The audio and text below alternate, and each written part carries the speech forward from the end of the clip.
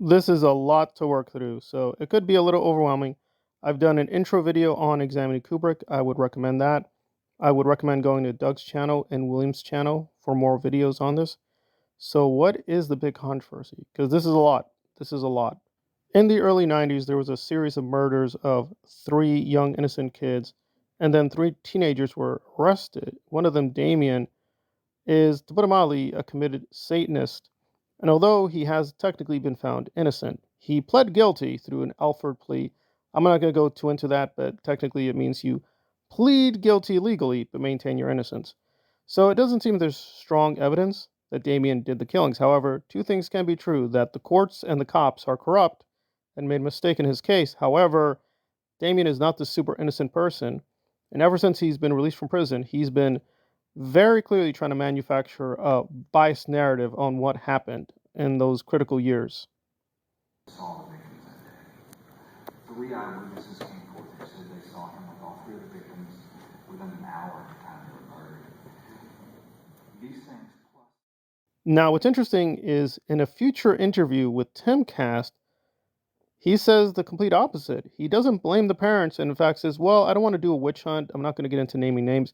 He hints the police might be behind the killings. So the police might have taken these innocent children and killed them, allegedly. Right? This is YouTube. I got to be careful. Now, he might be right. I think he provides good reasons, but notice here he did lie. It's not that the DNA matched. So it could be an innocent mistake, right? He's not a trained scientist. He's not a geneticist. However, there is a pattern where he's asked, well, who are you or what are you up to?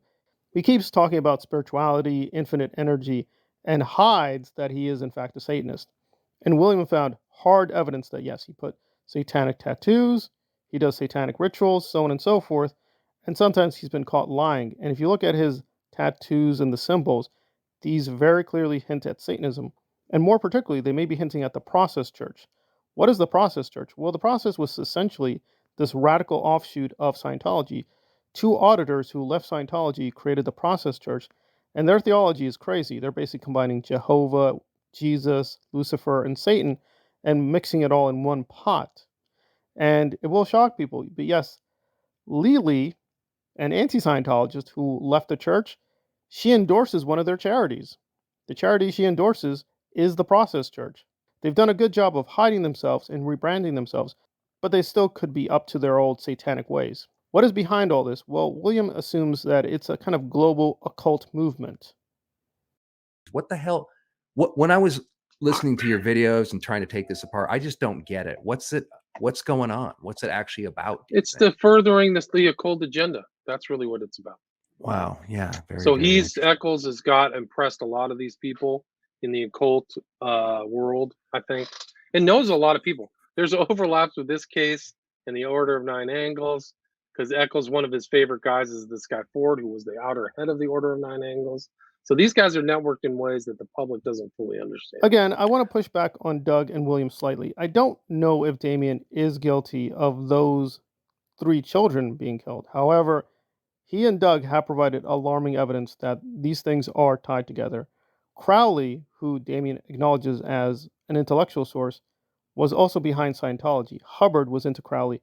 He was in a temple of Crowley's, and in fact, that's how he got his first wife. So there is strong links between Scientology, process, and yes, Satanism.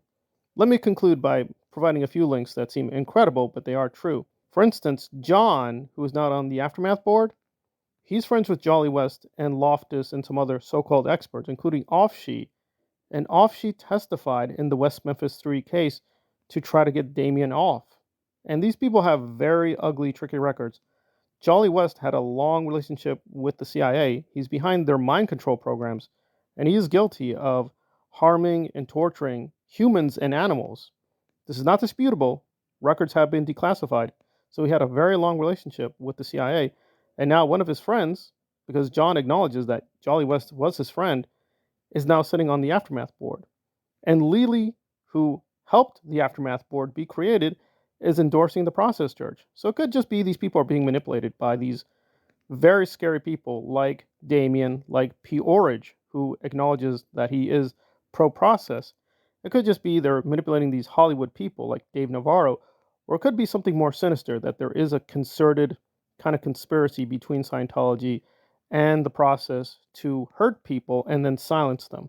Again, it's a lot of alarming links, and Dana of Rotting Jewels has also provided some further evidence. So it's a lot. I just want to give people a taste because this is a lot to take in. Son of Sam killings, Scientology, Hubbard, Crowley.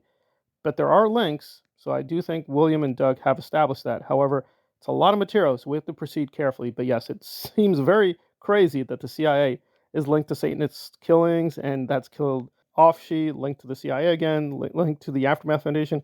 Sounds incredible, but it does appear it's true. So we have to proceed cautiously, but there are alarming links, and we should explore them in the spirit Doug did responsibly, but courageously.